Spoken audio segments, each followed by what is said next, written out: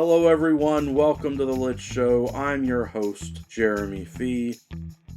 Recently, Grace Randolph, with her channel Beyond the Trailer, did her update for her top MCU movies, ranking the entire MCU top 30. Believe it or not, we have 30 films in the Marvel Cinematic Universe. And even though I have a BookTube channel and I mostly talk about books and reading, I thought it would be fun to do a response to Grace Randolph's video by doing my own ranking from worst to best. And yes, starting with what I feel is the worst of the 30 films, ranking them up to the best to finish us. Every day is a good day for a book talk or to rank some movies that really are inspired by comic books. Some of these direct titles from comic book series, some of them huge liberties taking with the creativity of adapting them. Thank you, Grace Randolph, for the inspiration. She had a great list of her own. I completely understand her justifications. She's got some good arguments, but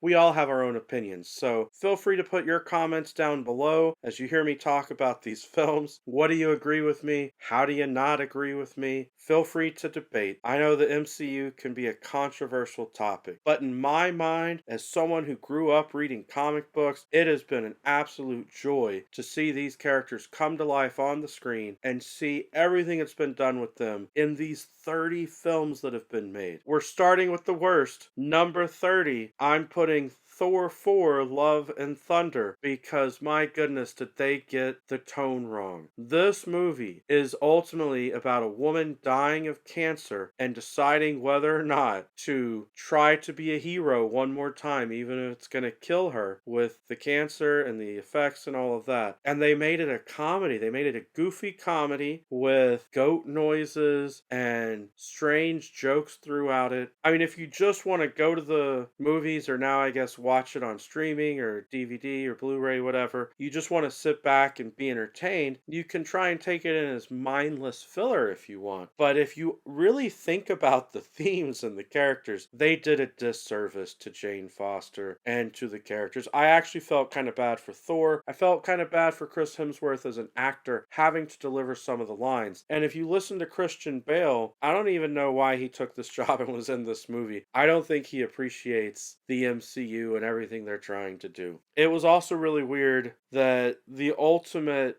goal of the movie is to get a wish and use a wish to solve the problems. I don't think that's the best storytelling that they could do. Coming in at number 29, better than that movie, was the Black Widow film. A real disappointment. I'd really been looking forward to the Black Widow movie. I was somewhat confused about them killing off her character and then giving her her own movie, but it was set in the past for the most part, so that should have made sense. The idea of passing the torch to a new Black Widow, to Black Widow's sister, but man, again, there was so much potential and they just wasted it. It's a movie that you can be entertained by and watch, but some really weird things. I don't want to give spoilers, but weird things with the way that it all came together. Humorous side note though is that the actor from Stranger Things was filming Stranger Things scenes where he was breaking out of a Russian prison at the same time that they were doing Black Widow, with the Russian prison escape being filmed as well. Number 28 is The Eternals, a movie that I really wanted to enjoy. A movie that I was entertained by, but again has some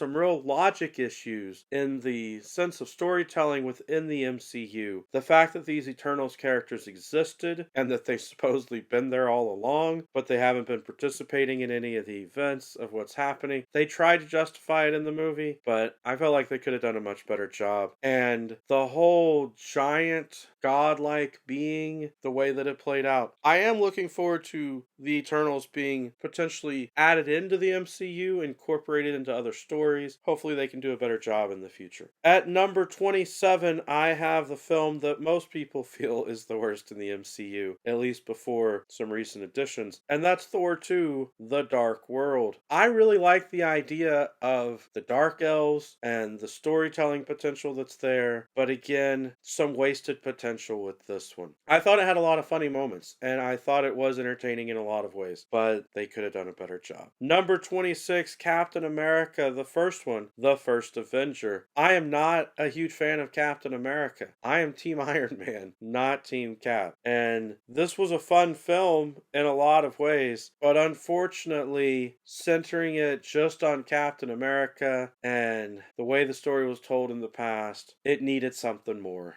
It really did. Though I really did enjoy the Red Skull. I understood a lot of what was going on in the story that they didn't say out loud. Like when the Red Skull was taken by the cube, zapped off into space, I understood that was happening. But the general audience member watching it would have just thought he was killed off or something to that effect. So a lot of things that just to me weren't really properly explained. And coming in at number 25, Captain Marvel. Another film that I very much was looking forward to and wanted to be entertained by. The cat character that's in the movie, the de-aging of Samuel L. Jackson for Nick Fury, and the de-aging for Phil Coulson as well, and seeing them together in the movie. There's so much there. And unfortunately, the way they did the Captain Marvel story, the character did not come across in really the best way possible, unfortunately. Number 24, Shang-Chi. This was a fun movie. It had a lot of funny moments. They tried to fix the Mandarin problem, which actually involved them bringing in that actor character, Trevor Slattery, and he had some funny moments in the film, but it's really sad when it feels like they're playing cleanup in that sort of sense in trying to use the Mandarin character because they have to fix what they messed up in Iron Man 3, which brings me to number 23 on the list, Iron Man 3. I love the Iron Man character, and I didn't really understand why they made this plot the way they did with the Mandarin tease. Yes, it is clever misdirection. It is subverting our expectations, but why? Why do it that way? The way that they handled the extremists as if it was a medical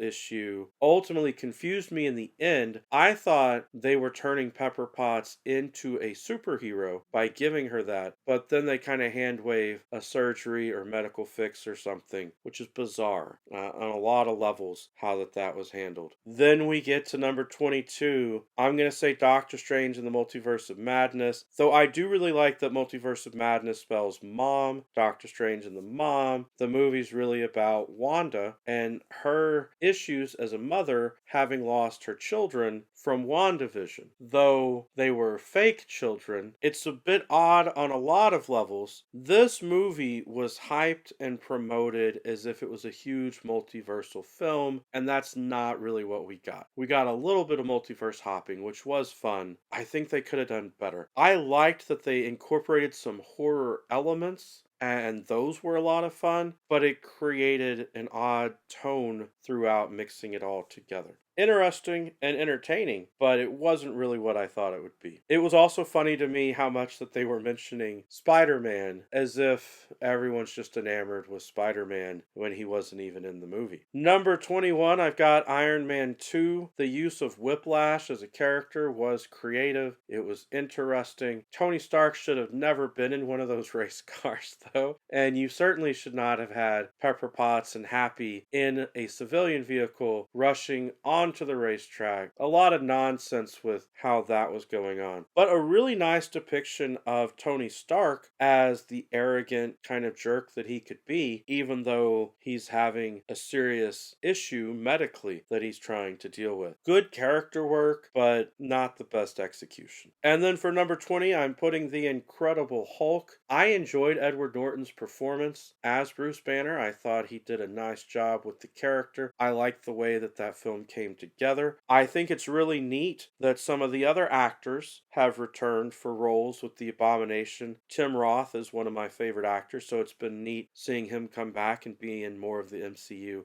Number 19, Ant-Man and the Wasp. I actually really like the Ant-Man character. I like the comedy that they add in for the Ant-Man movies. The Ant-Man and the Wasp issue is interesting though because they have two generations of Ant-Man and the Wasp, and part of me just can't help but feel it might have been more interesting to focus more on the original Ant-Man and the Wasp And then that brings us to number 18, Ant-Man, which is such a fun movie, taking the high-level stakes of a lot of the Marvel Cinematic Universe and toning it down to be more about a family and a business, less of the big stakes. I did enjoy the fact that the big battle in that one involved them shrinking down to where you have a toy train instead of an actual train for that kind of cinematic action piece. Number 17, Doctor Strange, the first Doctor Strange movie, introducing the character into the MCU. They did some interesting stuff with his background and backstory.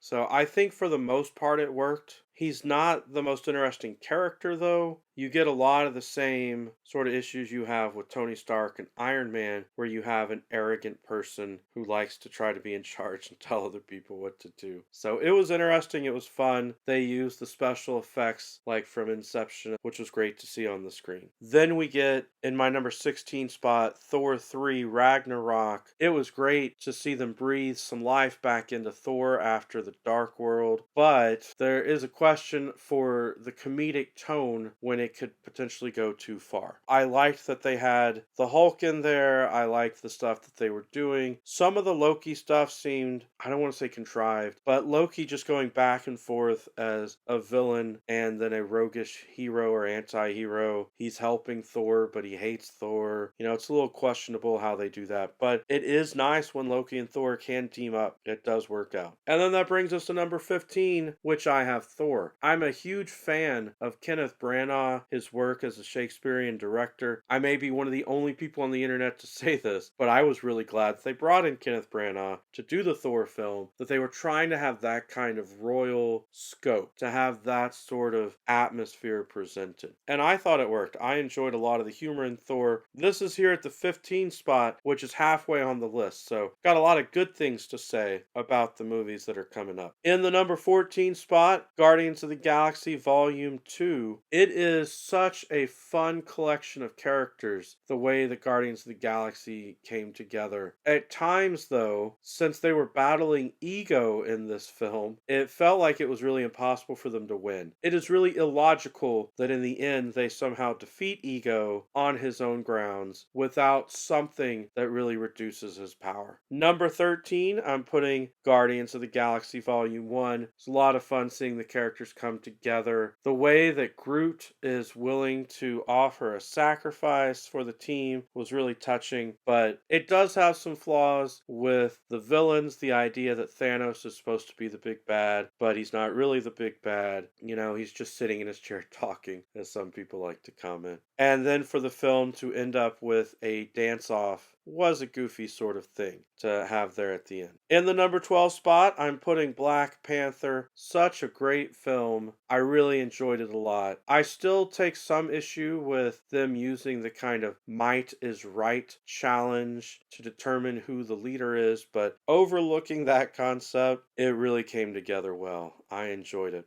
And then in the number 11 spot, the recent release Black Panther 2 Wakanda Forever. This film was a film about grief. You know, we lost the actor who played the Black Panther, and that is very much felt. Chadwick Boseman passing away. They did the tribute to him with the Marvel credits at the beginning, and they killed his character off screen, and the film is about his sister grieving. You know, his mother is also grieving. It is a grieving family. It is a grieving nation dealing with that scenario. Unfortunately, the film is 2.5 hours long. It is a bit long and somewhat convoluted with the stuff in there with Namor's people, but a good film overall. And that brings us to the top 10 for my list. From this point, they're all films that I really enjoyed a lot, definitely. Number 10, Avengers 2 Age of Ultron. I guess the weakest in the top 10. The Ultron plot is there because the idea that Tony Stark messes up. You know, he has to admit in his drive to create something to protect the world, he screwed up in the implementation of it. I was very happy that they brought in James Spader to do the voice of Ultron, though unfortunately he doesn't seem to be coming back. And again, this film's a little bit long. Number 9, we've got Spider-Man 2 Far From Home, an enjoyable Spider-Man movie. I really felt that it was believable that this teenager, he could be tricked by a very clever villain, very charismatic villain. That was a lot of fun. Number 8, Spider-Man Homecoming, where they have Spider-Man with his own film from Sony in the MCU. Very cleverly with this homecoming concept, the characters coming home, but they use the homecoming dance in the film. The Vulture was a really fun character. I thought they did the Vulture well as a villain. Number 7 spot, I'm going with Spider-Man No Way Home.